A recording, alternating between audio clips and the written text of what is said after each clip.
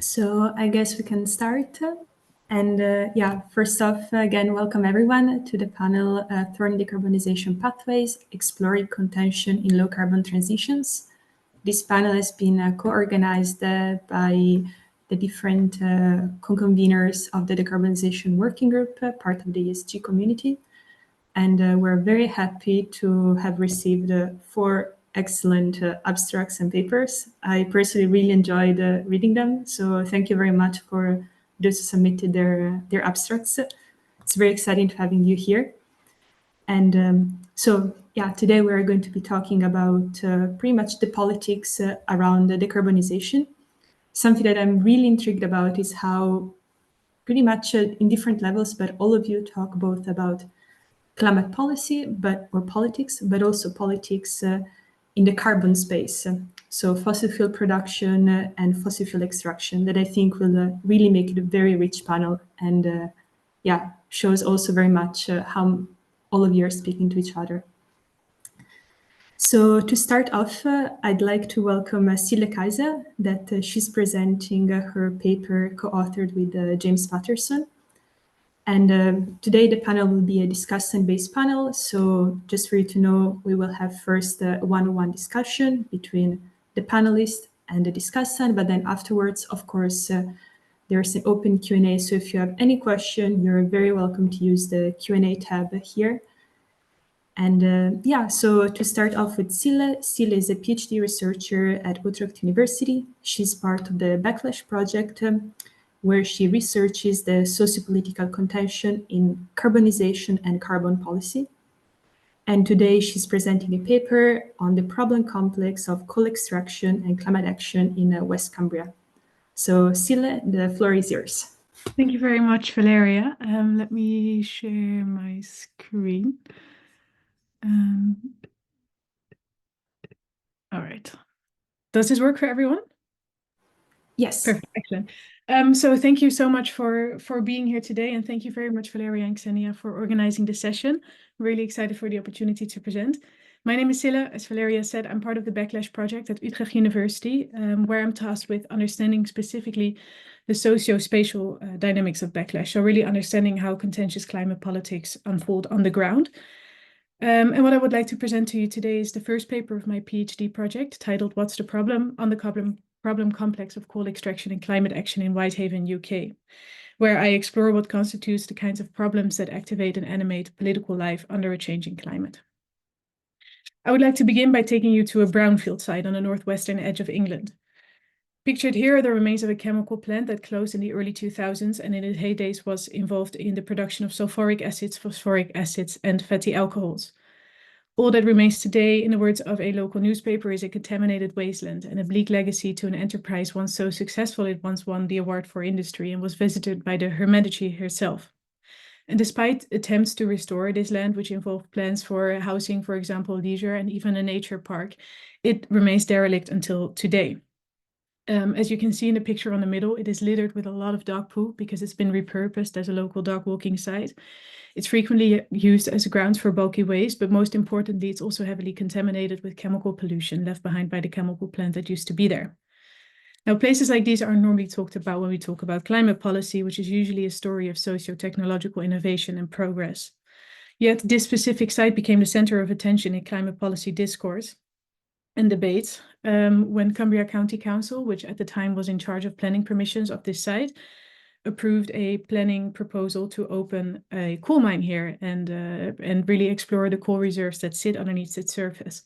And throughout these discussions, coal actually re-emerged as a topic of interest and a topic of debate in UK climate policy discourse. And this reminds us the need to reconsider why and how problems emerge in relation to climate change and action.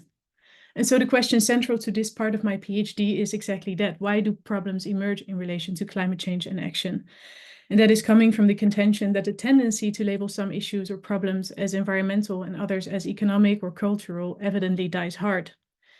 Instead, I come from a perspective where I assume that problems are not given or objectively out there, but rather emerge from particular patterns of development and are both geographically variable and situationally specific, which also means that we need to think spatially about problems, even problems as grand as the climate problem. And so that's why I went to Whitehaven to learn about problems in specific and often peripheral places where the story of socio-technological innovation and progress doesn't always hold. So a little bit more about Whitehaven, just for your context. Whitehaven is a small town of approximately 20,000 people wedged between the UNESCO-listed Lake District and the Irish Sea on the west. It is a place that is marked and scarred by intensive industries, most notably the coal industry.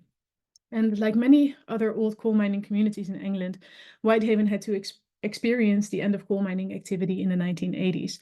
However, something interesting and important to know about Whitehaven is that another employer stepped in, which was the nuclear industry. And today, a lot of people in and around Whitehaven are actually employed by the nuclear industry, which brings in quite a lot of money to the region. However, Whitehaven remains in a state of decay with a lot of boarded up shop fronts in its high street, a lot of environmental pollution, and it's home to some of the most deprived wards in England. On the other hand, and paradoxically, it's also home to some of the highest wages in England due to this nuclear industry. And so Whitehaven has become known among locals as a place of the haves and the have-nots. And it's because of these dynamics that I think it's a really interesting case to reconsider what constitute problems when we talk about climate change and action. My research is based on 47 in-depth interviews in and around Whitehaven, with, as you can see, people from local, regional, and national government, as well as with business, the sector, a lot of people from civil society, and also people from the NGO CSO sector to have a good understanding of the different kind of problems that differently positioned people invoke. And it also involved participant and field observations, including at public meetings, at protests, and in the High Court of Justice in London. My data was collected between November 2023 and July 2024, both in person and online. And throughout, I tried to map and make sense of the different and differently positioned problems invoked. And because I approached those problems as geographically and situationally specific, I explored in my analysis the emergence of problems across three distinct socio-spatial contexts. The first being the brownfield site that I just spoke to you about, which I will refer to as the proposed Woodhouse Colliery, because that's where they wanted to open the coal mine. Second of all, the Cumbria County Council and the County of Cumbria, which no longer exists in that sense anymore. And finally, of course, in Westminster in London. So I would begin back at the brownfield site that I spoke to you about earlier, and at the place where the coal mine was to be opened. The site among locals has become known as the biggest unofficial dog walking site in the country and the dog poo capital of Europe, as I alluded to before. It is just a mess, explained one of my interviewees to me, and the mine would have tidied that area up.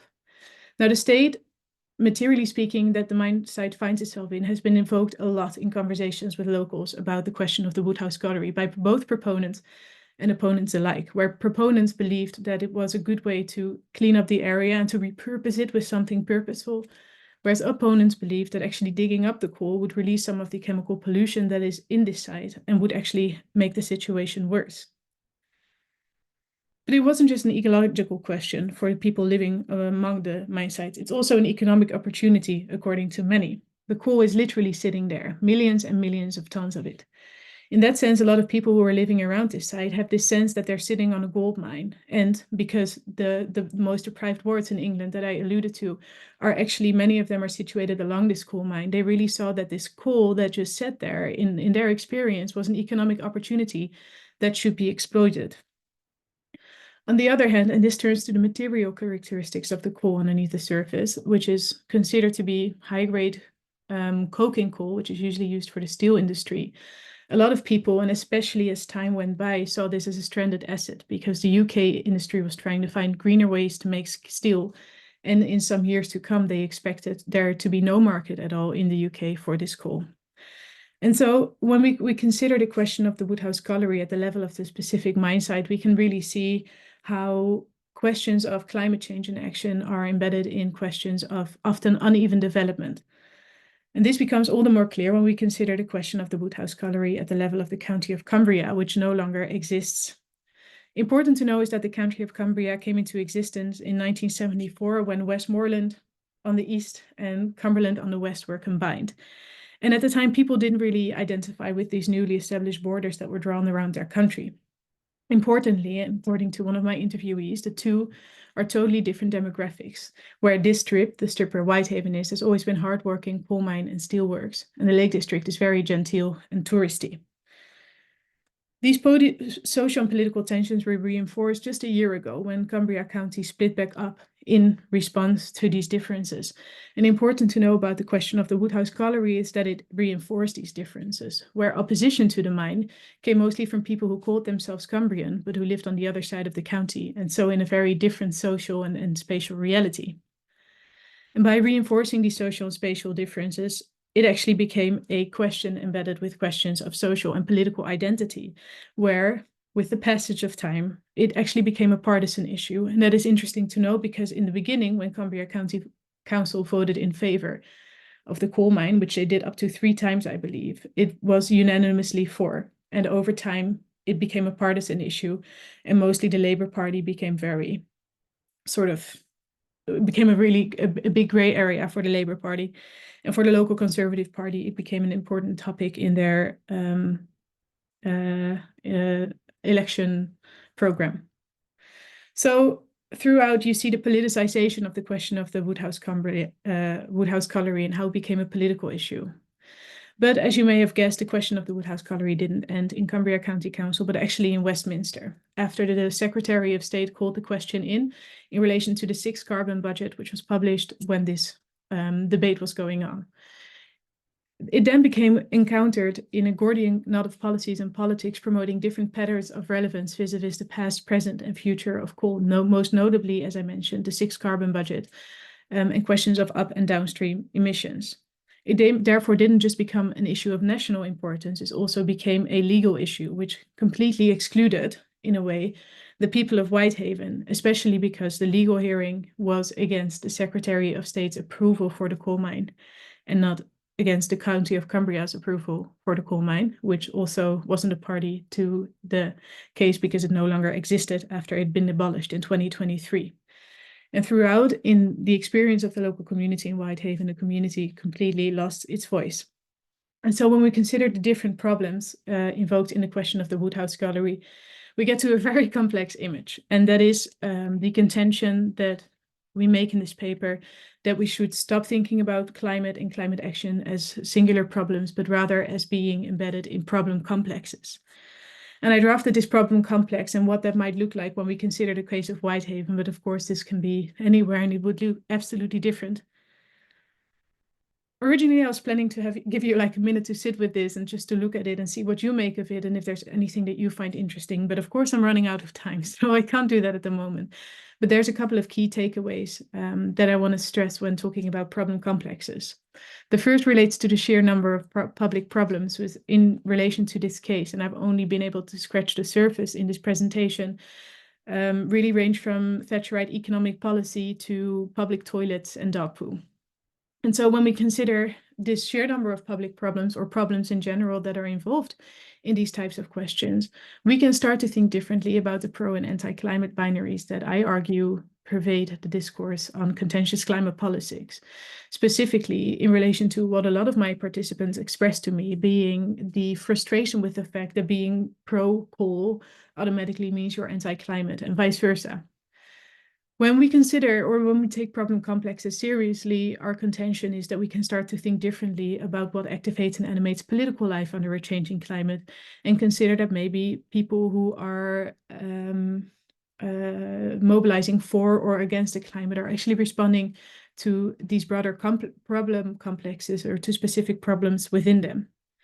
The final relates to the relations between public policy and the socio-material world and how we need to consider when we make policy or when we think about making policy is how it actually moves and mutates across these different socio-spatial contexts and how public policy and climate policy is in fact involved in the making and remaking of said problems rather than just positioned to address or solve them. So final contention is that if we take problem complexes seriously, we can start thinking about climate politics and policy differently. Of course, many questions remain, mostly related to the ontology and epistemology of problems, which is just a huge, complex piece of literature that I still need to wrap my head around. But also, for example, relations to the temporality of problems and how problems don't just emerge over space, as I've sort of explored here, but also over time. For now, it requires, I think, and in the words of Haraway, that we stay with the trouble of these kinds of problem complexes and consider how we might think about its politics differently. Thank you very much. Thank you so much, Sile, for this really brilliant presentation and for sharing your research. There was a lot to learn from, and I have already quite some questions to ask.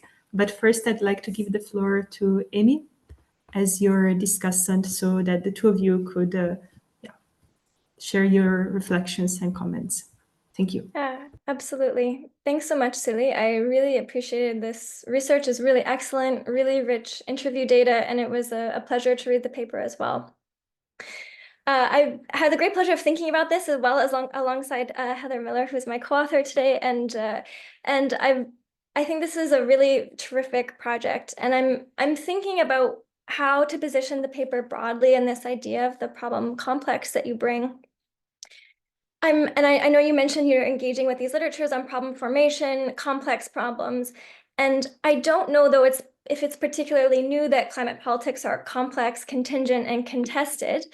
But I do think that this is a case of climate politics shifting the distributional politics, right? And what happens when you have mobilization that might seem on the surface like a successful case or a climate victory, but in fact, you actually make this story more nuanced, and you add this really important scalar dimension of what happens when the problem shifts across different venues, or what happens when things get scaled up or scaled down, and what is lost.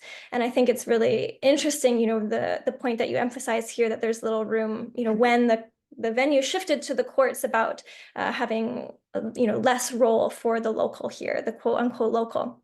Although I do wonder, though, how much, of a role or agency, activists did play in this, right? In intentionally, strategically shifting this to the courts. And I do think that agency maybe drops out a little bit, but I think that maybe that's a really interesting part of the story that you're telling here. And it really struck me, though, that in this case, the community is sort of stuck or stranded in this state of anticipation, either for an imaginary or for a future idea of development, but also embedded in the context of deindustrialization and the so-called sort of wasteland. I think there's a really interesting story here about potentially the relationship between climate policy and ideas of slow justice and slow violence that Nixon talks about, and this idea of slow justice that Kate Neville and Sarah Martin talk about, that I think maybe helps explain this tension or this complication that you talk about. And more generally, I love Kate Neville's work. Her book, Fueling Resistance, is really excellent in thinking about cycles of contention here. I know you're already engaging with a lot of different literatures, but I do think the contentious politics literature in the role of grievances and the role of venue shift and sort of the scalar politics of this could really help tell this story. But it's really terrific work. And the last thing I'll say before opening up for conversation was I was really struck by the material dimension that you talk about here as well. And that one of the quotes that you mentioned from your interview, that the coal is only here, is really fascinating. And I think that's a really important part of the story, and maybe a good title or subtitle as well for this chapter or this article. But I'll leave it there for now. I really appreciated the paper and presentation.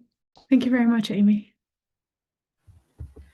Thank you. Sila, do you have any response you'd like to bring right now to Amy, or could we perhaps open the floor to everyone, either the panelists or the attendees, that they're very welcome to use the Q&A chat box here so we can have a conversation together. I'm very pleased to see that also we're right on time, so there is time for a small Q&A session here. And then, of course, also I really would appreciate if at the end of the presentations we could also have a final Q&A moment to just bring together all that we heard today. Yeah, thank you very much. I'm happy to move on to the questions, but I just wanted to say, Amy, that your feedback is really helpful, specifically in relation to the paper's relation to contentious politics literature, which is kind of where this project began. But then I it brought me somewhere else, because I was mostly interested at first in why people opposed the mine. But then going to Whitehaven and West Cumbria and seeing that opposition actually came from different places, and thinking about the role of the local communities there and how it relates to the opposition in Cumbria more broadly, I became more interested in these social material dimensions, specifically in Whitehaven. But indeed, you're right that activists from other parts of Cumbria and other parts of England played a huge role in bringing this to the courts, and in actually changing the narrative on what kind of problems were part of the discussion and which were not. And I agree that that needs to be given a little bit more attention in the paper. So I really appreciate you pointing my attention to that, and your recommendations are really helpful. So thank you for that. Great. So perhaps, I have to start off the small Q&A moment. I'd like to start off with a question that I, out of curiosity, both from an empirical perspective for practitioners, but also for researchers. So as you mentioned, Sile, we have climate change is a very broad, climate change mitigation is a very broad process. It's hard to pinpoint it as a single problem. And also it raises the question, what is the problem? So I'm wondering how to understand the decarbonization or also carbon policies that you're discussing about, especially like how can we build upon a literature or also previous practical actions, like either in policy spaces or also activism, as we're talking about, that saw climate change as a very finite problem. So I'm wondering, how did you deal with that in your own research, and also what are your recommendations from an empirical perspective, especially looking at, of course, we have climate change departments, climate change institutions. So how to deal with this word, socio-institutional word that still see a very compartmentalized compartments around climate change. Thank you. Yeah, thank you, Valeria. That's a fantastic question, and one that I hope to be able to answer by the time I finish my PhD. But it kind of relates to the question of the ontology of problems, and that's something that is just a really complex question. But what's interesting about that, especially when you consider it in the policy literature, is of course that the idea that policy scientists or policy scholars posit the fact that problems are sort of given out there, finite, and that policy is positioned to solve problems, is something that, a contention that I could have made maybe 20 years ago, but the policy science and policy studies literature has actually evolved quite a bit.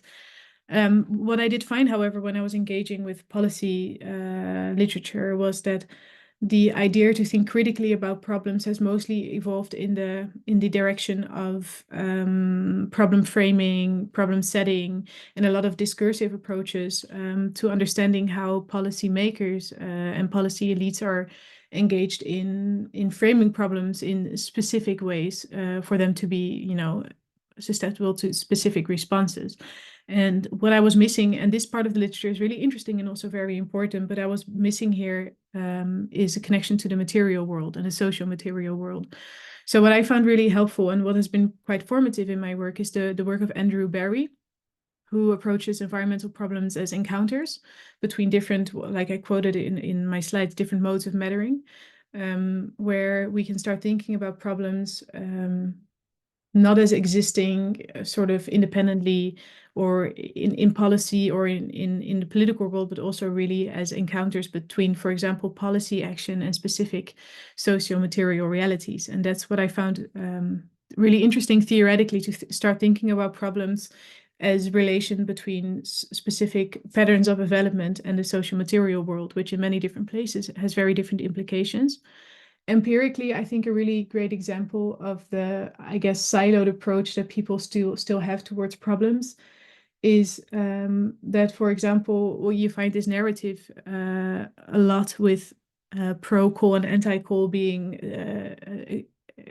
translated to pro and anti-climate. And I just think that that's a symptom of us having two completely different conversations, because coal extraction isn't the same as coal consumption, because climate action isn't the same as social justice. So there's a lot of things. And when we're having conversations about people being for a specific coal mine, being against the climate, that is having a conversation about ideology. or political ideology, I guess, and a conversation about local people's experiences with specific material projects. And at the end of the day, those are two different conversations. So I think the most important thing we'll do is to talk to each other and to bring those two different conversations into conversation with each other, I guess. Oh, thank you so much. And yeah, there is a lot of food for thought, I think, for everyone here. Thank you. And I see that Milan has his hand raised. So if you have any question, you're very welcome to ask. Do we have time? Yeah. Okay. Yeah, we have a few minutes still. Thank you. Okay, great. Yeah, so Celia, thanks a lot for the paper. I really enjoyed it. It's a very, very thick description, as Amy said, and I think it's great and it's good to go. So I don't think that you would really need to to change a lot or to revise it another time or something. I think it's really also it reads very well and very round and all of that. So going forward in your project, you talk a lot about problems and problem complexes, and I find this discussion very interesting. So my first reaction would be, and I'm not sure if that's actually the case, right? So because you probably know much more about this literature than I do, but my first reaction would be to say to say, okay, there's not one climate problem or something like that, but we should think in problem complexes. I immediately get a headache because I think that the climate problem itself is already so complex without thinking about all the rest that you map in this insane second figure where you have all sorts of things in there and dog poop and all that fascinating stuff. So my question or hunch would be, or notion, so what's in terms of climate action, what would be the upshot of doing this, right? Because you could say, from a sort of policymaker perspective, yeah, well, there is the problem of climate change, which actually is an objective physical problem, right? So there are emissions, and we can really well explain why they heat up the planet and what that all causes and all of that. So that's very clear. And all this rest that you mentioned, basically, they might be rather problems of the British regulatory state or the hollowed out state or something, right? The fact that there's no infrastructure, that people have grievances, all of that, right? So wouldn't a focus on these issues and try to bring them into the climate issue hinder solutions? Or make solutions maybe worse in the end, because we need to take into account all the grievances and everything that everyone thinks in in Whitehaven and the last of the 20,000 people that live there and so on.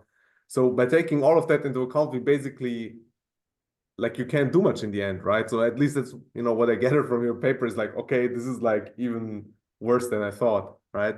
And just to give you one anecdotal data point is that actually the UK is really good at getting rid of coal and coal mines, right? They just closed the last one, as you might know, a few days ago or weeks.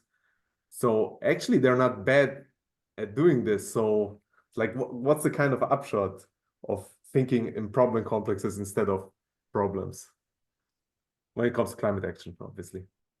Yeah, well, that's a really interesting question, and I think I won't have a lot of time to answer it in depth, but I think one of the first problems or issues that you raise is the difference between thinking about the climate problem and climate action as potentially problematic, and I think that's an important issue, because when we think about climate policy as responding to a specific problem that indeed, as you said, you can argue that that's an actual physical material problem out there that needs to be responded to. However, when we think about climate action, I think it's still important to consider how that actually interacts with these problem complexes, and also adds to sometimes the making worse of other problems that are also connected to the climate problem. And in relation to public policy, that mostly relates to, and that's a finding that I had from this study, is the fact that when I spoke to people at the UK's then Department for Energy Security and Net Zero, which now goes by a different name, people were actually yeah, but the coal mine isn't our issue, because coal isn't a resource that the Department for Net Zero deals with. And so this because of this siloed, I guess, approach that policymakers take to problems, this question of coal, and indeed the way in which a potential new coal mine could develop in a country that has a pretty good record on ending coal, sort of like slipped, I don't know what's like slipped through the fingers. I can't think of the English expression, but I'm sure you know what I mean, because it was a question that ended up on the desk of the Secretary of State of leveling up housing and communities. And the Department of Net Zero just said, oh, well, actually, you know, we're not really engaged with this at all because we don't do coal. But it happened anyway. So I think that that's an important, I guess, siloed approach to problems means siloed approach to policy. And that's where things start falling through the cracks. Great, thank you so much. And yeah, I think now we can, yeah, a round of applause for Sile and also for Amy for such a good discussion. And now we can move to another paper, the one by Milan Babic that he co-authored with Caroline Christensen and Jakob Asselbach. Milan, he's an associate professor at the University of Amsterdam, and he works on the political economy of decarbonization and green finance. Today he's presenting a paper on the role of states as owners and investors in carbon and renewable assets. And after his presentation, Xenia will be the discussant for this paper, and then again we'll have an open floor for everyone to raise questions. So the floor is yours, Milan. Thank you. Yeah, thanks so much, Valeria, and everyone for organizing it. It's great to be here in this virtual room. So the paper that I'm going to present is different from Sile's paper in the sense that it's like totally not finished. So I was thinking about, you know, while I was preparing this, should I present you like the whole, like everything, and then just like throw it at you, or like leave out the very messy and analysis part, which is, I mean, we did some stuff there, and I'm gonna say a bit about it in the end, but it's not really ordered. So I decided to just go with the framing, and then, you know, hopefully you have some feedback on that, like whether you think that makes sense or whether you think this is like trying to reinvent the wheel and being too complicated. And I hope it's not that. Okay, so this paper is co-authored with two great colleagues from Denmark. What we're trying to figure out is how to make decarbonization governance more robust, not in general, but with, you know, with regards to state ownership. And this is part of a bigger project on post-growth bureaucracies. So in our case, bureaucracies are more state agencies or state entities that deal with state carbon ownership rather than classical ministries or something like that, right? So that's how the bureaucracies part comes in. So in a nutshell, the paper basically develops a critique of the critique, if you want. So there's a lot of the critique out there on the environmental state, as you will all know. You know, the environmental state has a glass ceiling. There is no real possibility for systemic transformation, maybe also due to all the problems that Sile just mentioned in their presentation, right? So that's a big deal, a big issue. There are too many overlapping crises. There are demographic crises, climate crises, pandemics, wars, conflicts, and so on. And states are unable to deal with that, right? That also affects the environmental state, or also that bureaucracies are actually more status quo entities than real agents of change. So you know, the environmental state cannot really do anything there. And so in a separate paper, we kind of go through all of these and try to debunk them in a way. What we're saying here is that, okay, these critiques are relevant, but they very much underestimate state transformations that have taken place in the last 30 years. And surprising state formations, right, transformations, right? So, for example, under neoliberal globalization, what a lot of people describe as hollowing out of the state also means a specialization and professionalization of a lot of state bureaucracies. And state agencies and bureaucracies actually profited a lot from this increasingly sophisticated bureaucratic division over time. And our point in case are state ownership agencies, which became sort of global market actors, very dominant global market actors in some industries over the last 30 years. And that's always surprising when people look at the you know, Forbes Global 2000 list or something, that you over time have an increasing share of state-owned enterprises, because we usually think about them as very like lame ducks. But what happened de facto in the last 30 years is that they became at least as good as their private counterparts. And so we argue that this division is actually good for these entities, right? But at the same time, when you think about decarbonization governance, you would think that you need a sort of an approach that is somehow, if you think about state-led decarbonization, that is somehow coordinated. And so what we try to figure out in this paper is, okay, is there actually potential for what we call interorganizational coordination capacity among these entities, right? That sort of do their own thing, and how can we bring them together to actually, for example, follow decarbonization paths or climate pledges that have been made by their governments. And so that's what we would describe as robust governance, if that actually happens in uncertain times. Okay, so states are huge carbon owners. You might have known that. So states own and control still over half of global oil and gas production, and that hasn't much changed in the last 20 years. States are the single largest investor category, or state-owned agencies are the single largest investor category in future climate projects, right? And they sit on 2/3 of all globally known reserves, right? So if you could take them out of the equation when it comes to decarbonization, we would probably go a long way until to net zero. So there are a lot of examples. One is Equinor. You might have heard of that, which is actually one of the worst polluters in Europe, and I think even in the world.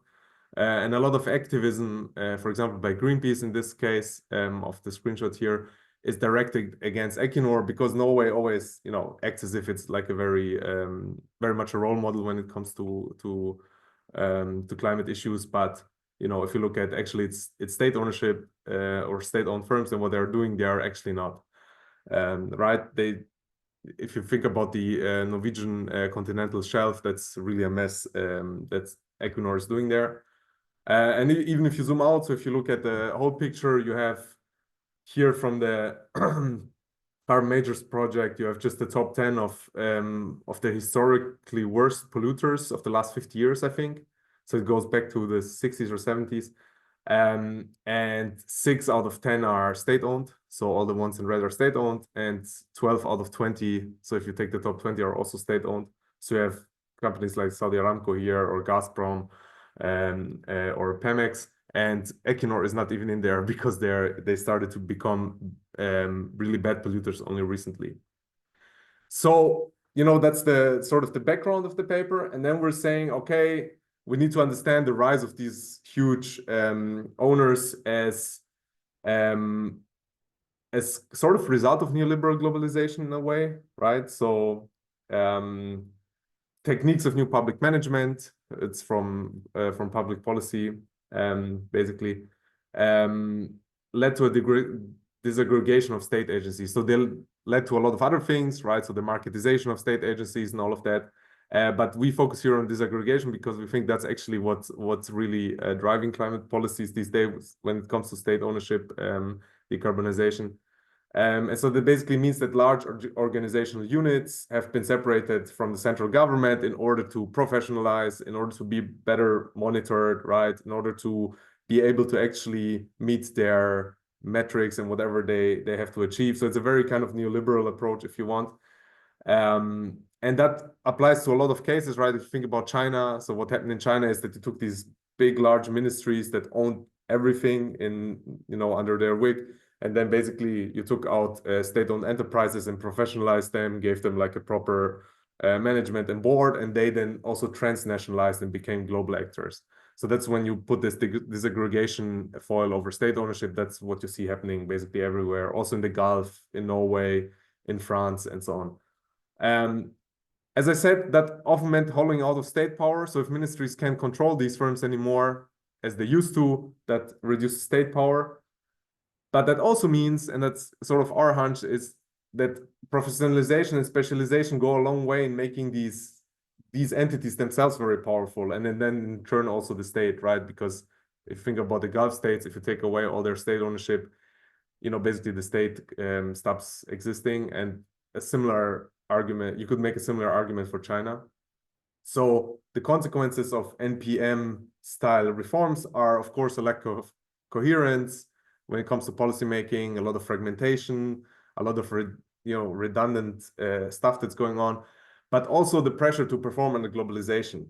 And so the state-owned enterprises that I was just talking about, they are not really huge carbon owners, but they're also just really good at what they're doing, right? And we might like that or not, but that's just how it is, right? So Saudi Aramco is among the top 3 most valuable companies today. In 2022, for a short period, they were the most valuable ones. So when the Ukraine war started, others like the Norwegian Sovereign Wealth Fund here below are just like beating record profits after record profits. The Norwegian Sovereign Wealth Fund alone owns 1.5% of all globally listed stocks, basically, which is insane if you think about this, right? And if you go back like 20 years ago where that wasn't the case. So they're just really, really good at what they're doing. And that is a consequence of professionalization and specialization, and in the end, disaggregation of state entities. Okay, so the question is, okay, but is it now good or bad for climate policy?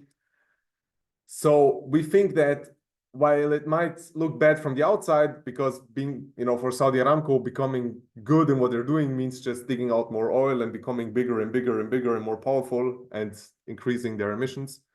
But it also increases the scope for climate action. So if you just think about all these assets that these companies own, if they would be dispersed around a lot of different agencies in the state, or maybe under one ministry that doesn't even know what it's doing, it would be much harder to say like, okay, if we take out Saudi Aramco or if we take out Equinor, we go a long way for global decarbonization efforts. An interesting point here is that, of course, these successful state entities are successful as capitalist enterprises, but they are not subject to the same pressures as private firms. So they have a very different legitimacy structure. And you can see that just if you read a bit about Saudi Arabia, you'll get immediately why Saudi Aramco or the PIF, so the Saudi Sovereign Wealth Fund, are not the same as their private counterparts, right? And what kind of political ties and significance they have in their countries.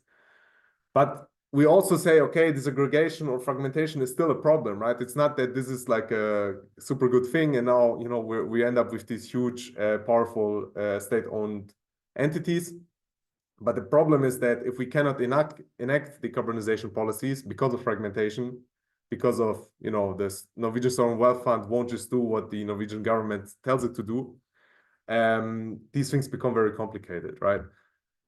And so in the paper, we say, okay, in order for these companies that sit on huge carbon assets to decarbonize, there are 2 conditions in order for that to take place. One is that governments actually need to want that, right? So in the case of Norway, you could argue they actually want that because they kind of say it, right? But we don't know, obviously, how much of that is real or not.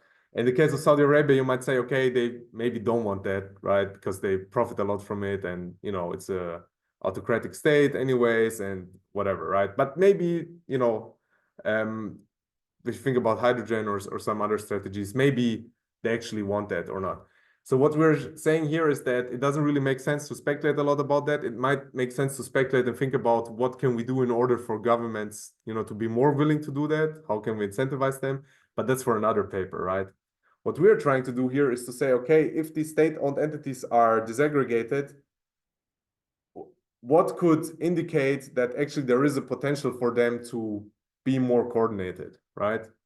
And that's where we come up with this inter-organizational coordination capacity.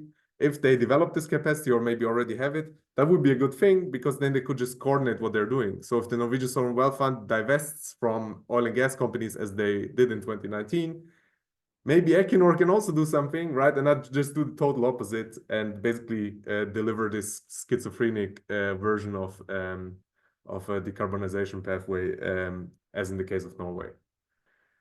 Okay, and so here is also where I'll stop, because we actually, as I said, have a very messy analysis at this point. Just to give you the idea of how we're approaching that empirically. So we think that interorganizational coordination capacity builds on 3 layers. So the formal ties are basically the governance architecture, and maybe also even just the government architecture of how ministries and bureaucracies interact with each other. And if you think about inter-organizational coordination capacity, that could be, for example, when two ministries own the same firm. For example, in Norway, the gas importers are often owned by the same ministry or by two different ministries. Whereas if that would be separated, that would lead to less capacity, obviously. There are financial ties between these entities, so sometimes ownership ties, that you have that a lot in Saudi Arabia and the Gulf states, but there are also lending relationships, right? So where one basically helps out the other in order to do whatever, invest or go public or something like that. And if there are more of these ties, then obviously, you know, they have more to do with each other and their fates are sort of more bound, and that increases the chances of coordination. Finally, there are personal ties, so the basically interlocking directorates and interlocking management. So if these people sit on each other's boards, they will meet more often, they will sort of socialize more often, and then the chances for coordination are obviously much higher than if they don't do that. So as I said, this is work in progress. We use the Norwegian case because there's a lot of data on this, obviously. For the financial and personal layer, we use Orbis data. For the former layer, we had a great student assistant who basically just, you know, did some qualitative work on that and collected all of this and made great graphs that I forgot to bring you today. And so far, what we gather from our analysis is that some things are more promising than others. So the former layer is very promising, the ministerial hierarchies and the overlaps. What's less promising is maybe the personal layer, because in the Norwegian case, like the whole Norwegian business community is less connected with each other than in other cases, and we have to figure out whether that's the case for state ownership also. Okay, that's it. Thanks so much. Thank you so much, Milan. This was an incredibly fascinating presentation, and yeah, I really look forward to hearing more how the analysis goes forward, because it's, yeah, of course, it's a case study on Norway, but I think is applicable to many other case studies, as you showed in the introduction. So yeah, thank you so much. Ksenia, yeah, it would be great if we could hear your contribution as discussant to then start the conversation between you and Milan and then open the floor to everyone. Thank you. Absolutely. Thank you so much, Milan. I enjoyed, and colleagues as well. I see some of your colleagues are present here in the audience. Thank you so much. I enjoyed reading the paper and also listening to the presentation. And the paper gives hope because you eventually articulate a very crystal clear problem and you focus on this coordination problem when it comes to climate policy and decarbonization effort in general. And I want to just briefly introduce some reflections. Perhaps you could take, we could take it after discuss. So you do mention that state a powerful market actor. And I had a question, whether you consider or treat the state as a market actor, one of many, so equal players in the market, or it also enjoys some special status. You envision some reshaping of market rules. For example, there is special, leeway that state could afford by actually pushing the decarbonization effort, given the top-down nature of this, etc. The second point I wanted to raise relates to the hollowing out of the state power via NPM, New Public Management Reform, disaggregation to be specific.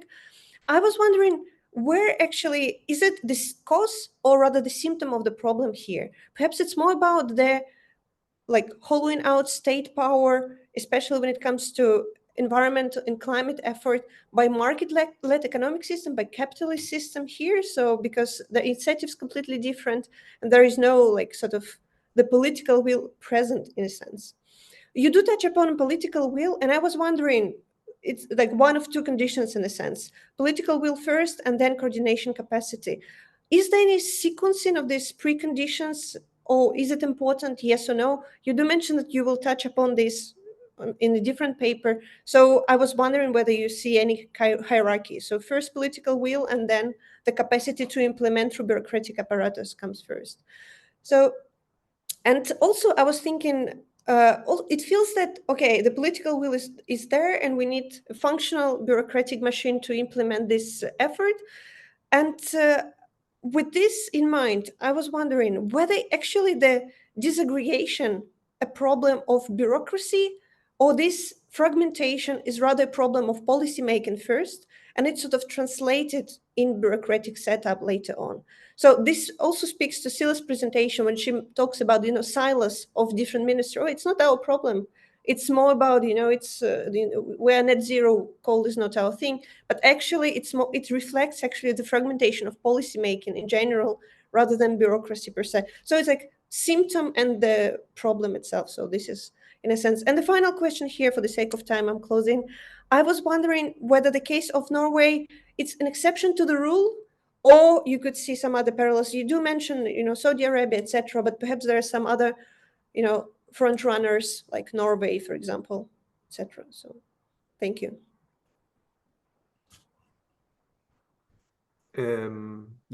Thanks, Sene, so much. I think I talked a little bit too long in my presentation, so I'll try to be very brief on this. So about the Norway exception or not, that's a good question. I don't think it's an exception, but there are, of course, different scope conditions, right? So in the Norwegian case, it's different than in the Gulf state cases, and it's different than in Azerbaijan or in Russia, right?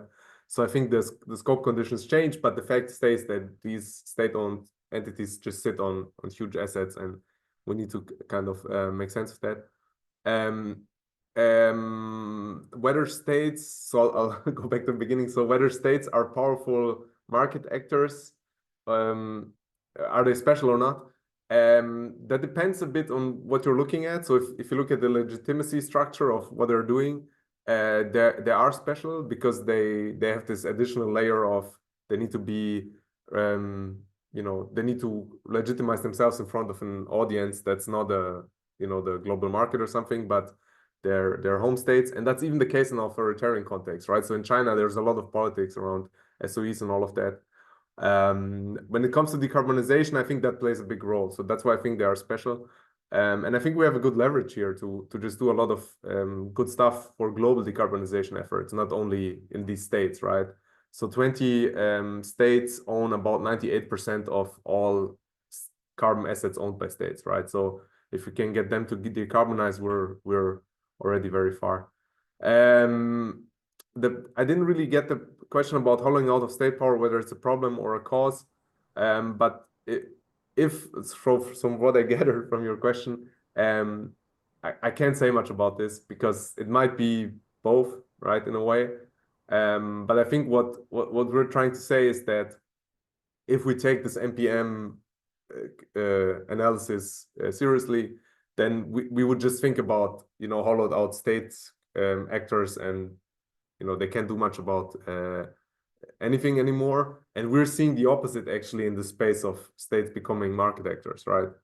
And so that's why we try to bring it in and think about, okay, what does it actually mean, right?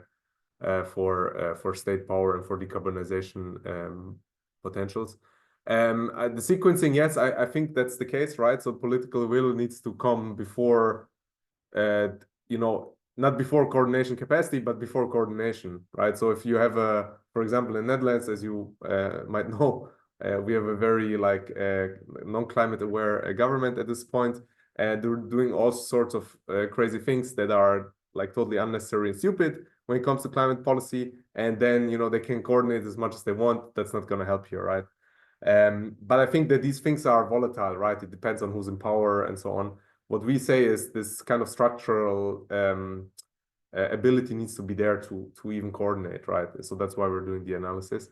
And whether disaggregation is a problem of bureaucracy or policy making, that's a very good question, and I can't answer that because I don't know enough about this, about the fragmentation of policy making. But I would say you have a very good point if you indeed think that fragmentation is rather a problem of policy making, and that you see these okay, this is not our problem, please, someone else should deal with it. That's definitely a big thing. And that's also a thing when it comes to state ownership, right? Equinor is just saying, yeah, climate policy is not our domain, right? So our mission is to increase the welfare of the Norwegian nation, or something like whatever they're saying. And so I agree with that take. Thanks so much for the comments. They're really helpful. Hey, thank you so much. And yeah, also indeed, I can just echo what Xenia mentioned, that there is indeed some similarities, and yeah, your presentation, your paper, Milan, and Sila's paper, they speak to each other. So I think, yeah, there's lots to learn from both papers altogether. And I see here that we have a couple of questions in the Q&A chat. So yeah, thank you to those that submitted their questions.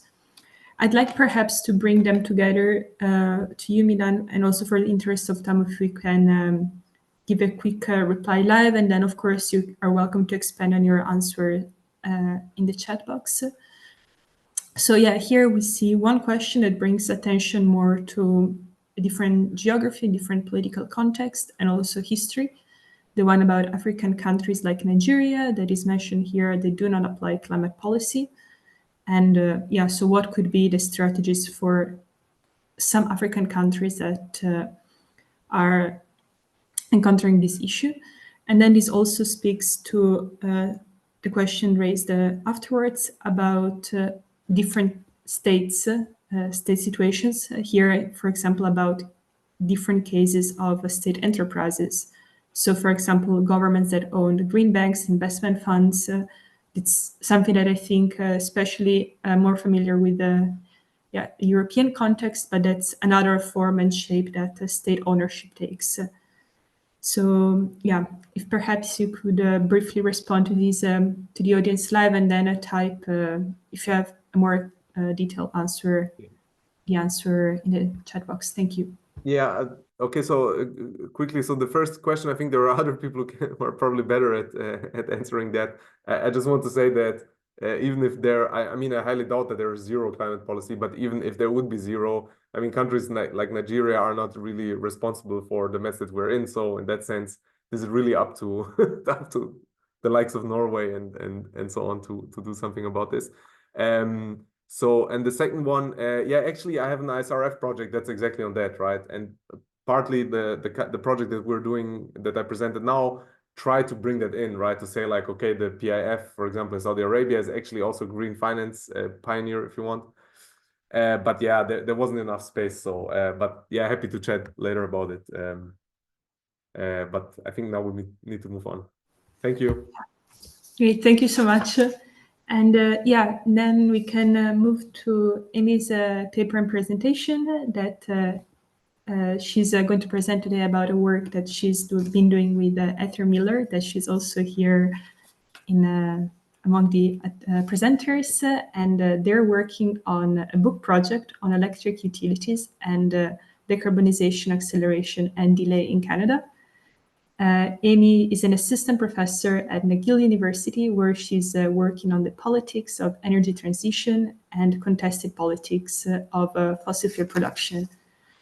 And yeah, I'm very excited to hear also about your presentation and the discussion that you will be having with Sille afterwards. Thank you.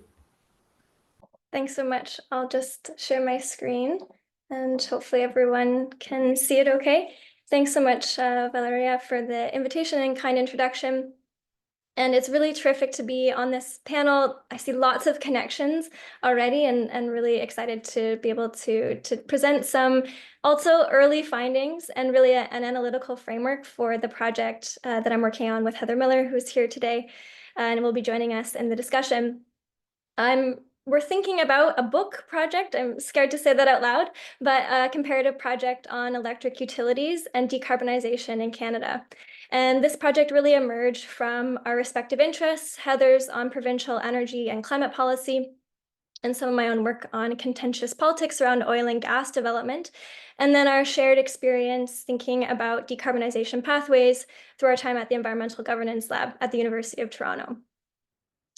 So we're interested in conversations in environmental politics about the ways in which the politics of decarbonization are likely to shift or change at different stages in energy transitions.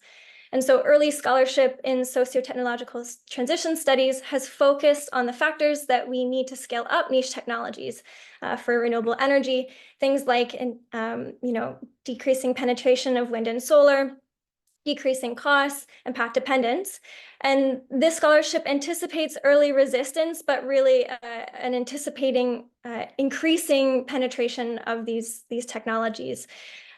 We're also, though, interested in work in environmental politics scholarship. We're thinking here specifically about the work of Breet, Stokes, and Mildenberger, but there's others as well that have stressed that, in fact, it's this midpoint of the curve where renewables are beginning to capture a larger share of the market, but there is also likely an intensification of backlash and resistance from both incumbent fossil fuel industries and connected actors. This leads to what Bernstein and Hoffman describe as the characterized as the double carbon trap, where jurisdictions reduce their dependence on carbon, but aren't able to overcome a second critical threshold towards deep decarbonization.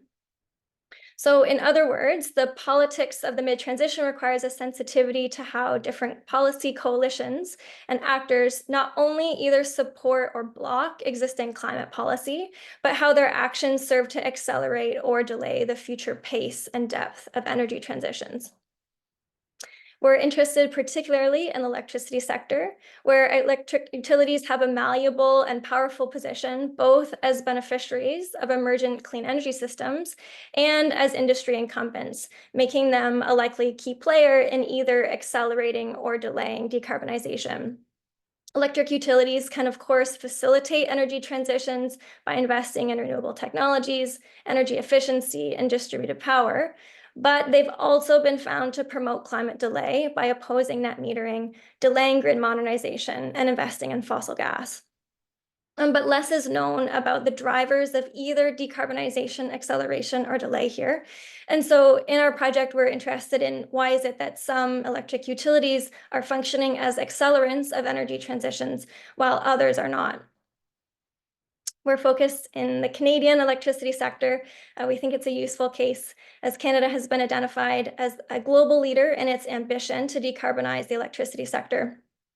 Current federal regulation requires provinces to phase out coal-fired electricity by 2030, and there's a net zero target for the sector by 2035. And so in general, Canada's electricity sector is quite clean. However, and around 80% non-emitting power, but this masks really significant regional variation.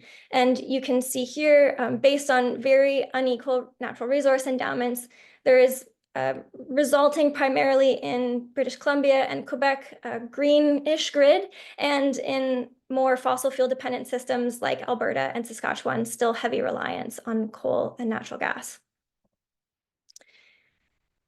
In developing our theoretical expectations, we're focusing on two sets of drivers around the pace of decarbonization: market incentives and ownership, and governance. So we first look at the political economy scholarship that has identified ownership structure as a key factor, especially in explaining differences in renewable investment. Theoretically, state-owned enterprises are better able to consider public interest and therefore sustainability concerns in their decision-making. However, empirical results are mixed on this, and scholars have also identified the importance of both national and subnational governments in providing clear policy signals for decarbonization, whether through things like carbon pricing, clean electricity standards, renewable procurement mandates, etc. And so we suggest then that privately owned utilities are more likely to accelerate decarbonization than public utilities if governments have implemented a carbon price. And we also suggest that utilities operating in a deregulated sector are more likely than vertically integrated ones to accelerate decarbonization, again, if there are price signals for renewable energy generation that are favorable. And so this is speaking more to some market incentives that are changing around the costs of wind and solar, for example. And then turning to governance, we know that utilities are able to accelerate transformations if they are in a regulatory system that allows for expanded consideration of things like sustainability within a utility's portfolio. So if utilities are held primarily to concerns about rate affordability and reliability, we anticipate that utilities are more likely to delay decarbonization. So we suggest that utilities in jurisdictions with clear decarbonization mandates from governments are more likely to accelerate transitions. And then we also suggest that unless directed by provincial governments, independent energy regulators are likely to constrain utilities, and in that they are focusing primarily on affordability and reliability over other measures like climate and decarbonization. So in the Canadian case, we've identified 3 pairs of provinces as comparisons. So British Columbia and Quebec, Alberta and Saskatchewan, and Ontario and New Brunswick. And so this design allows us to have variation across both provincial electricity mixes and the explanatory factors that we're interested in around ownership and market structure. Just to highlight this variation, you can see strong differences in the so-called hydro provinces of British Columbia and Quebec that rely predominantly on hydroelectricity to generate their power supply. Whereas in Alberta and Saskatchewan, they've relied heavily on coal-fired power, which is increasingly being replaced with natural gas or fossil gas. And then on the right, you can see Ontario and New Brunswick that rely primarily on nuclear power alongside hydro and fossil gas. And across the cases, you can see that wind, solar, biomass, and geothermal are relatively small, though wind has the most uptake in Alberta and Ontario. There's also variation in electricity governance across the country, again, making Canada a useful case. And over the last 30 years, provinces have experimented with deregulation of electricity industry. Although we still see that in most cases, the Crown Corporation, or essentially the provincial government, is responsible for all aspects of generation, transmission, and distribution. We see this in British Columbia, Saskatchewan, Quebec, and New Brunswick, whereas in contrast, Alberta has a fully competitive market structure, and Ontario is in the middle with a hybrid structure. In terms of what we're measuring, we draw on work here from climate obstruction scholarship, and we adapt 3 concepts to utilities. First is the utility's position on government climate policies, whether federal or provincial. Second is whether or not the utility adopts climate initiatives or programs. And then third, whether or not the utility has what we call discourses of delay in public statements. And this is drawing some of our own work here on the role of natural gas being framed as a bridge fuel. And so we include here some different measures and sources where we're doing the work in progress. Each of these concepts and measuring them have some limitations, which we won't get into now, but we suggest in the paper that only taken together will we get a full picture of the utility's political behavior. And importantly, all of these approaches consistently highlight the importance of pace along the transition pathway rather than just a static measure, which can lead to some limitations over time. So we're in the process of developing these provincial pair comparisons from 2016 to 2024 using process tracing, document analysis, and elite interviews. And I'll just conclude by presenting some very preliminary and partial findings from the Alberta and Saskatchewan comparison. Perhaps unsurprisingly, natural gas or fossil gas has been the strong beneficiary of coal phase-out policies in both provinces. And this, of course, raises concern about the potential for a plateau in decarbonization after 2030. But what we think is interesting here is that there's 2 different stories about this. So in Alberta, market incentives and carbon pricing are accelerating decarbonization. This seems to support our first and second hypotheses around private ownership and deregulation. However, there is conflicting pressure within electricity governance and the political will that has really stalled progress on decarbonization in Alberta right now. Saskatchewan has been slower in transitioning away from coal, and instead the provincial Crown Corporation SaskPower has invested in carbon capture and storage at enormous cost that has been largely absorbed by the province. And importantly, neither province has a decarbonization mandate. In terms of the regulator, the Alberta Electric System Operator has reviewed the ways in which Alberta could, in theory, reach a net zero electricity sector by 2035. But this is not a mandate, and we need to do a bit more work here to better understand the regulator's role. And in the Saskatchewan case, without market incentives or political will, there's really a need here for some kind of external pressure for change. But we're continuing to do this work, and we're really in the early days, but really grateful to have the opportunity to help us think about the framework and the research design. So I'll leave it there for now. Thanks, everyone. Okay, thank you so much for this very exciting book project, or whatever shape and form it is going to take. I understand what you mentioned before, that it's exciting, but also it takes a lot to say. It's a book project. So perhaps we can already move to Sila's comments, and we can start also the conversation now, of course, including your co-author, Heather, and then we can open the floor to everyone for more questions. Thank you. Yeah, thank you so much, Amy, and also Heather, for this interesting presentation. And I have to mention, for a work in progress, an incredibly rich and thought-provoking paper. I really enjoyed reading it. I think it offers a lot of room for thought. So I have a couple of questions just to start the discussion. The first related to your analytical focus on energy utilities and the government industry interface more broadly, which I thought was a really interesting take.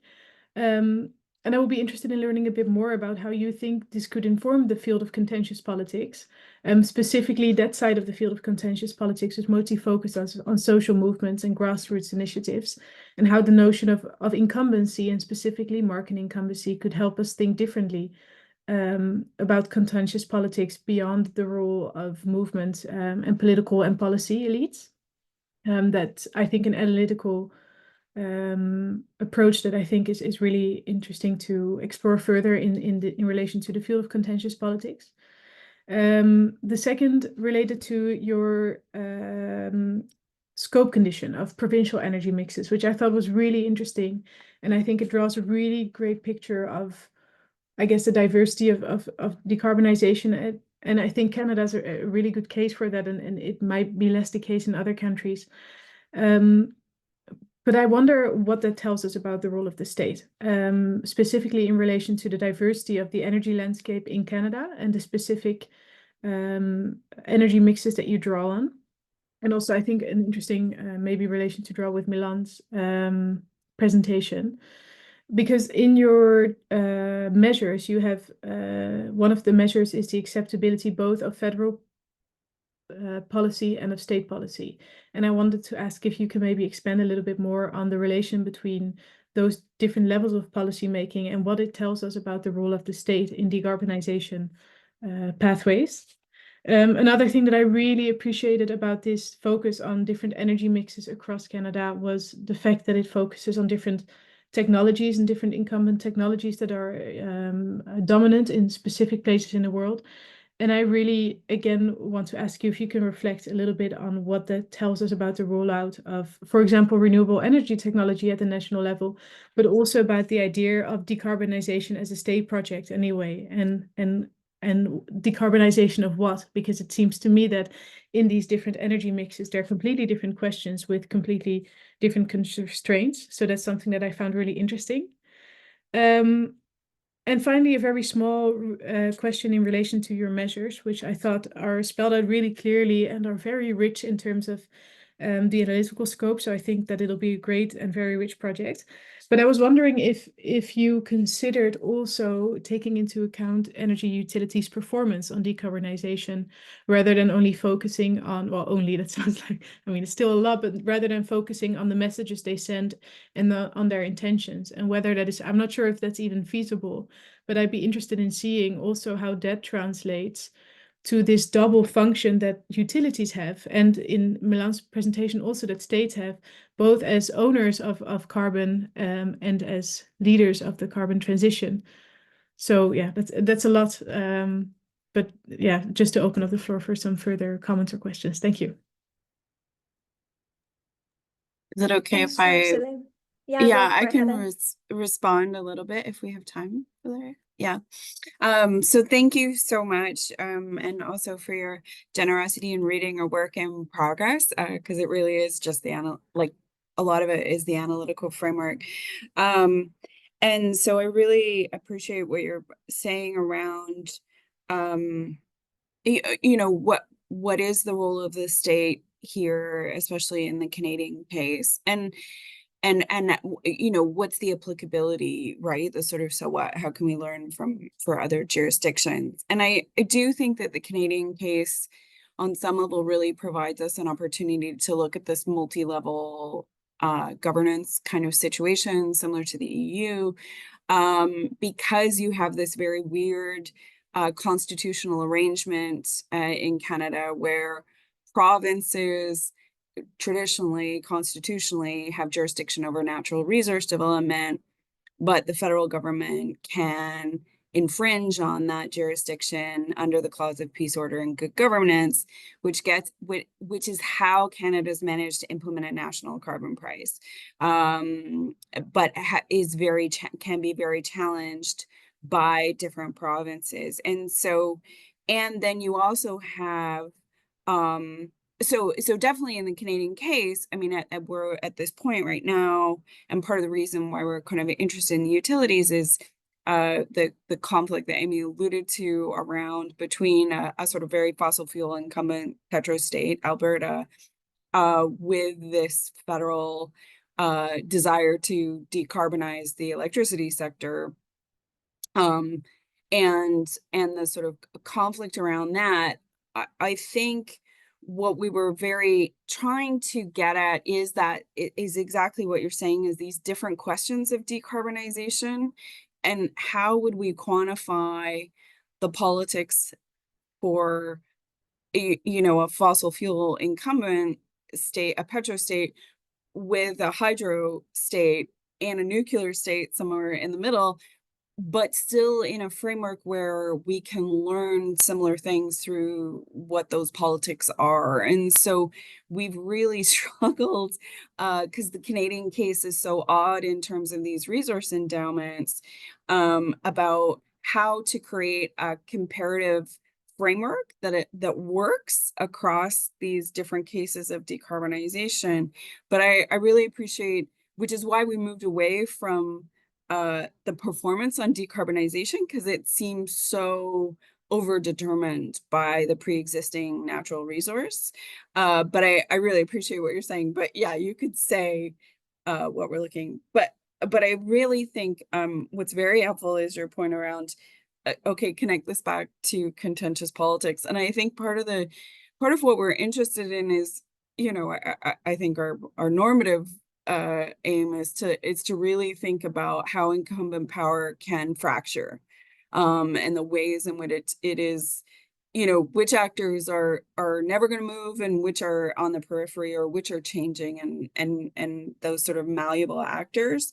And I thought we really see energy utilities as in a large way functioning quiet politics. And this is kind of drawing on the work from the US, but Canada is a really different context. And so we really wanted to get under, in the US, it's quite obvious that electric utilities have been functioning as actors of carbon delay. I mean, we know this from Leah Stokes's work, but I think we were really curious about kind of what also Milan is talking about in terms of the ways in which the governance arrangements shift incentives.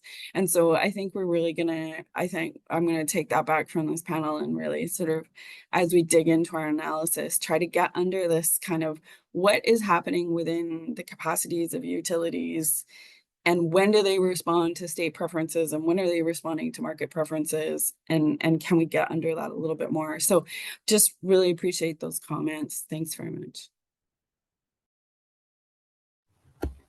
Okay, thank you. So in the interest of time, if it's okay, because I see that Milan has his hand raised, but if we could perhaps move to the next presentation, the one by Xenia, and then maybe this question can be still applicable to also Xenia's paper. We can bring it together in the final Q&A.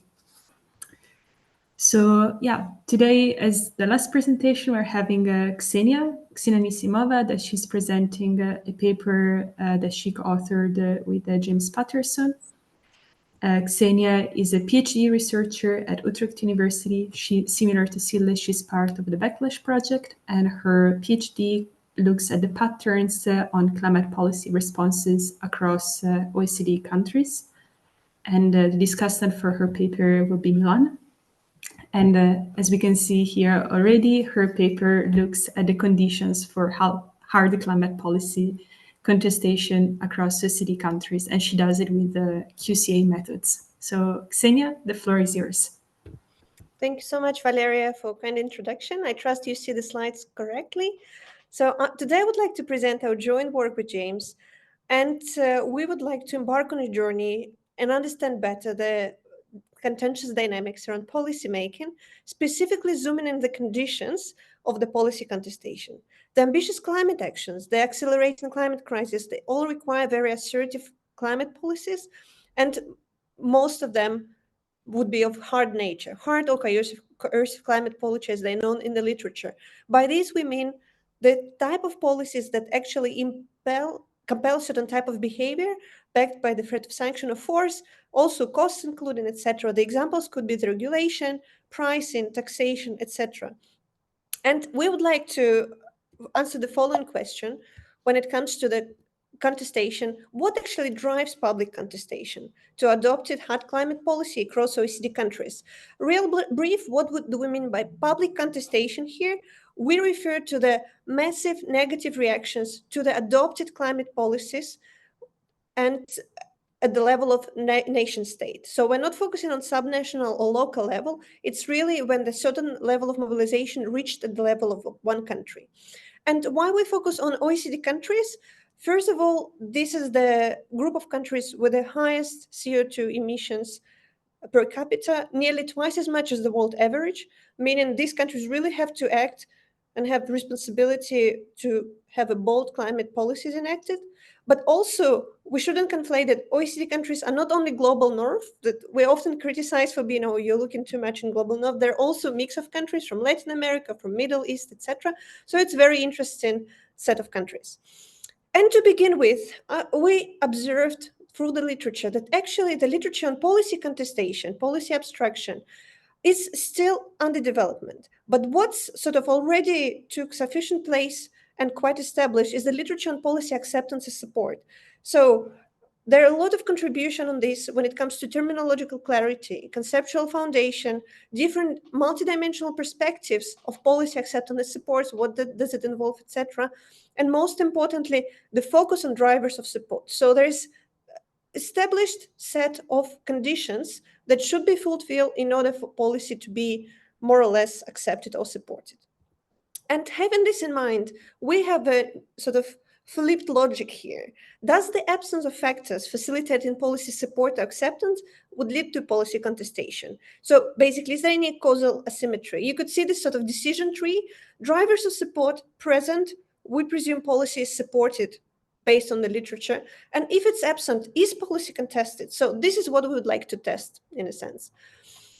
And to do so, we selected a set of conditions which both context related and policy specific, because one of the contributions we would like to make is to bring together policy context with wider like processes, socio-political processes that happen in there.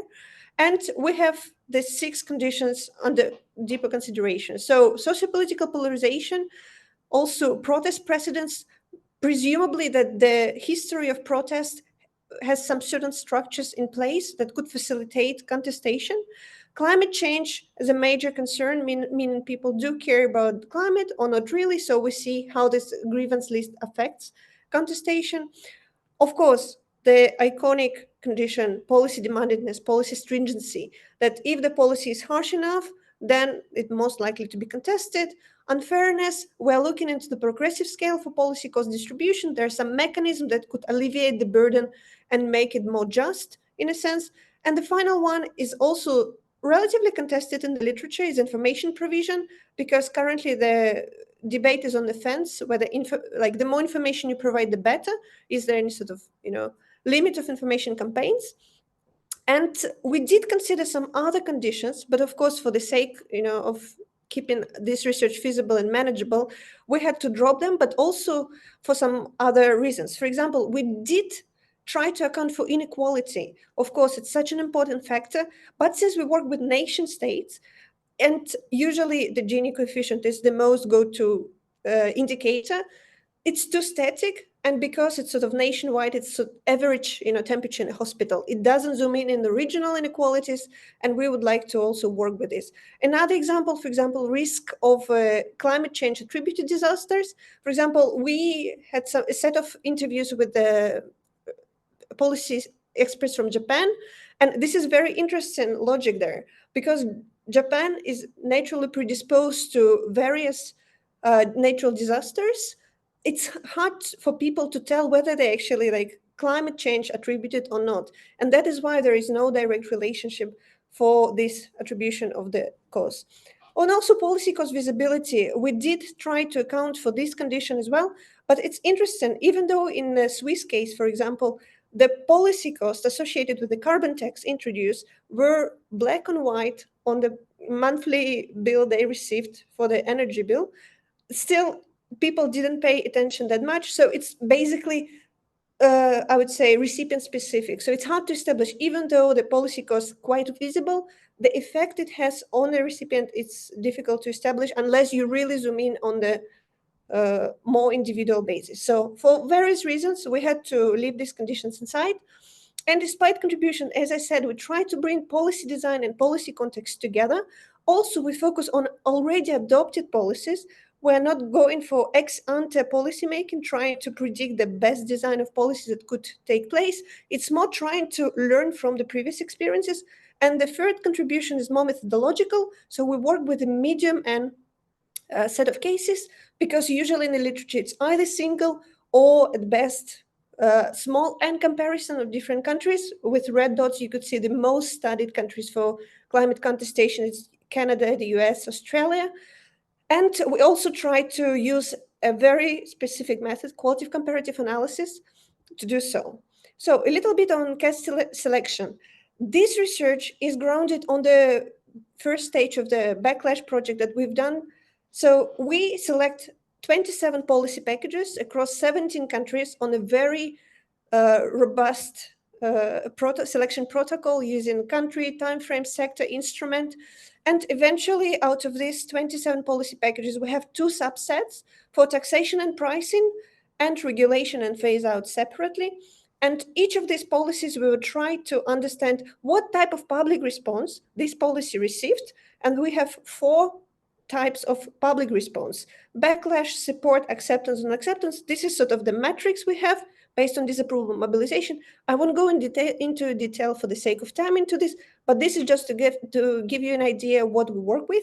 In terms of the method, we work with the qualitative comparative analysis. This is a set theoretic method that helps to establish the relationship between conditions and the outcome. And by outcome here, we mean the actually contestation, policy contestation.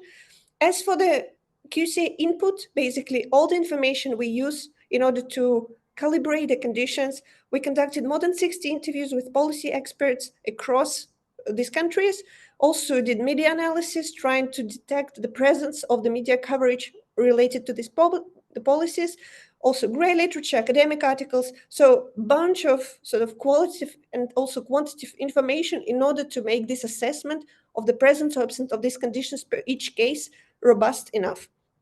And also, for the sake of time, also to illustrate the point, I would like to zoom in only on the taxation pricing policies group for now, and to unpack drivers of contestation based on the QCA performed analysis and the intermediate solution that it produced, together with conceptualization, of course.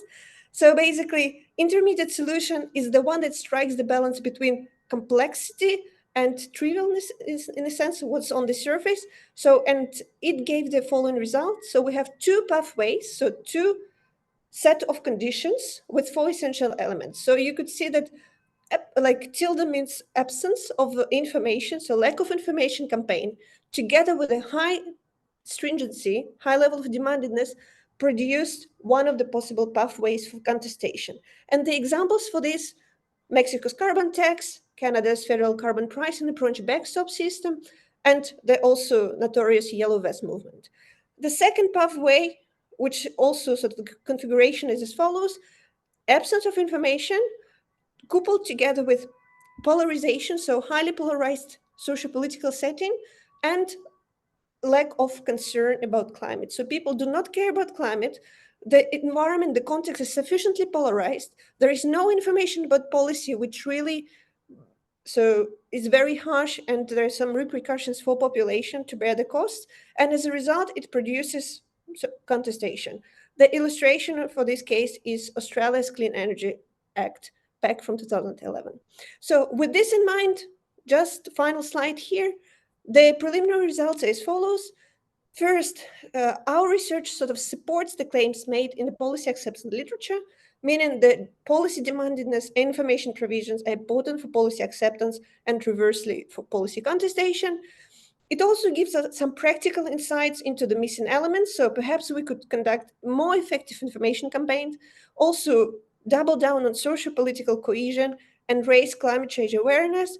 And later on, we also would like to work with the narrative archetypes, trying to understand in more in-depth case analysis to do so. Thank you so much for your attention. Right, 10 minutes, so well on time. Thank you. Well, thank you so much, Ksenia, for such a good presentation, for sharing your work, and also, yeah, for keeping the time so tight. Thank you so much for that. So I'd like to give the floor to Milan for comments and to start off the discussion.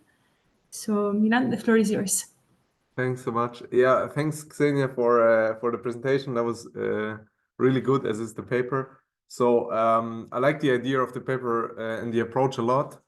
They seem very timely and fitting, and I think the QCA is well done, and you explained it very well. But I don't know anything about this method, so I trust that you did a good job on this, and at least it yields interesting results, right? So that's one thing that I can say for sure.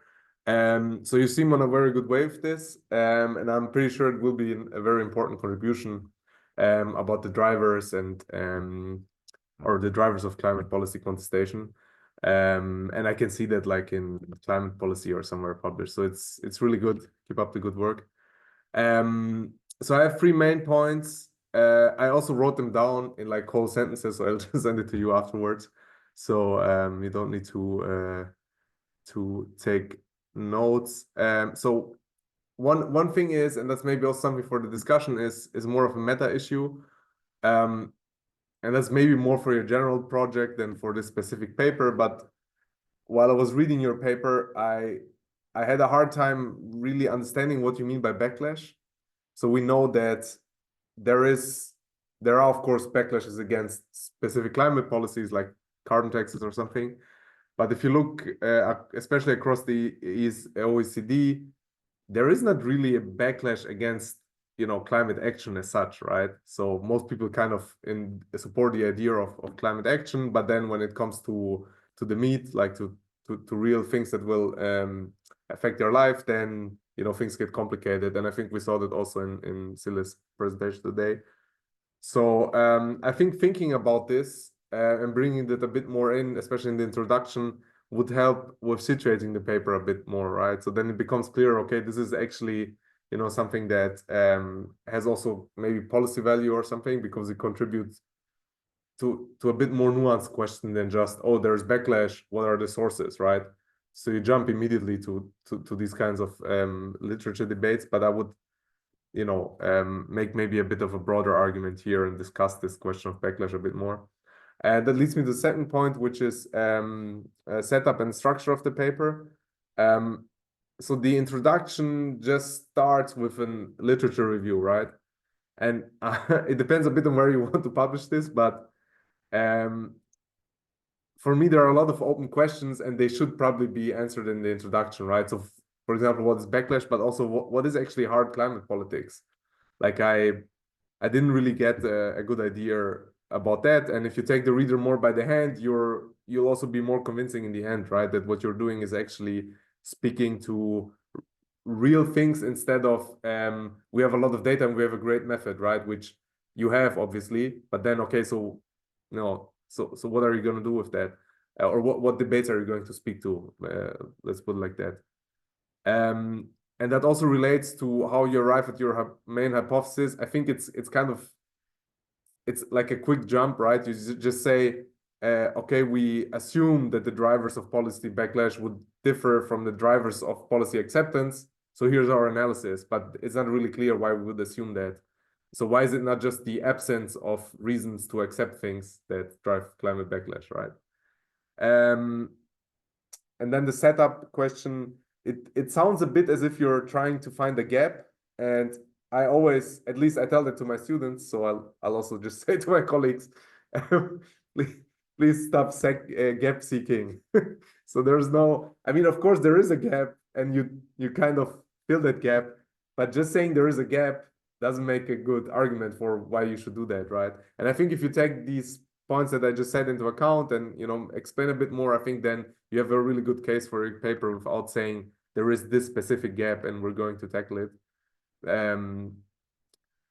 Right. Okay. So that's like, those are very technical things. And the third and last point is, and I'm not sure about this actually, but I'll just put it out there. So you don't seem to take into account the possibility that a part of your dependent variable, namely backlash against hard policies, has a lot of variation. And by a lot, I really mean a lot, right? So, and I specifically mean the hard policies question, right? So you describe, for example, in your empirical vignettes later on, stuff like the Yellow Vest protests in France, and then you go to Germany and talk about this Kohleausstieg, coal exit thing. And to me, those are two totally different things. Like they don't belong in like one category. So the Yellow Vest one is, I think, a clear case of climate backlash against specific climate policies, right, that were introduced by Macron. So it's about specific taxes, and people felt it in their lives, and they thought this is unfair, and we need to do something about this. Whereas in this coal exit scenario, actually, so there was not really a backlash. So I mean, in East Germany, some people complained, but it was very much like in a corporatist way negotiated, and it took a long time, and everybody had to say, and so on, And then what happened in the end is that there was backlash from climate activists because it was too little, right? So 2038 or whatever the date was, that was like way too late. And so that's where you get like all the politicization, everything around it. And for me, that's totally different. That has nothing to do with how hard climate policy is, but how weak it is in fact, right? And in the German case, especially if you compare to UK, you can see that their coal policy is like anything but hard, right? So I'm not sure if, and so that goes through the paper, right? So maybe if you just define hard climate policy, that might be already enough, but maybe there's much more variation, and maybe that is something that, I don't know if you can do that with your QCA, like go more into that or lean more into that instead of leaning into, we're describing the scope conditions, which can be very general of what leads to this backlash, right? But I'm not sure, maybe that throws away everything out of the window that you were doing, so take it with a grain of salt. But great stuff. Perfect. Thank you so much. Just real quick, the point. Thank you for very valuable feedback, Milan. Extremely. The final point, indeed, you really picked up on the crucial thing here. The backlash could be both for the weak policy and not ambitious enough policy. And this is also the contribution we would like to elicit. There is also presumption, oh, it's hard enough, people don't want it. And that is why we have the condition of concern. How far climate, actually, people ready to suffer for the climate policy just because they have values which fit this category. And this German case, that is why it stands out. Also, there is a case of the backlash in the US against Trump policy rolling back Obama's legacy in climate change and lowering environmental standards. We also consider this as a backlash because there is a lot of protests around, like not to reduce, not to destroy this legacy, which actually raises the bar. And thank you. We'll make it more clear, but this is one of the contributions, and you picked on this. Yeah, thank you. Great, thank you so much. And yeah, I see also that here, apologies that we ran a bit out of time, but yeah, the papers and the discussions were so interesting, and yeah, they spoke really well, everything. So it was really pity to cut them off. I hope it's okay, and apologies again for that. So I see here that we don't have any more questions from the audience in the Q&A. I also think that, yeah, it was really a pleasure to hear everyone's papers, and everyone seems to be either about to submit or in the process of making very important research, and I can't wait to read it, either the results or once it's published. And yeah, I think without any further time, any more time from all of you, I'd like to wish you a very good rest of your day, and also good luck with success with proceeding with your research. And also for those in the audience that don't know much about the working group on decarbonization, Xenia and I, together with Milena Nielsen, Chris Hone, were co-convening this working group, part of the ESG community. And it's a very informal group, so you're very welcome to join if you have any ideas on activities or also discussions you'd like to bring about. And we'd love to hear from you. And to everyone, yeah, so have a very good day and good luck with your research. Bye. Thank you very much. So Bye. much, everyone. Thanks. Take care.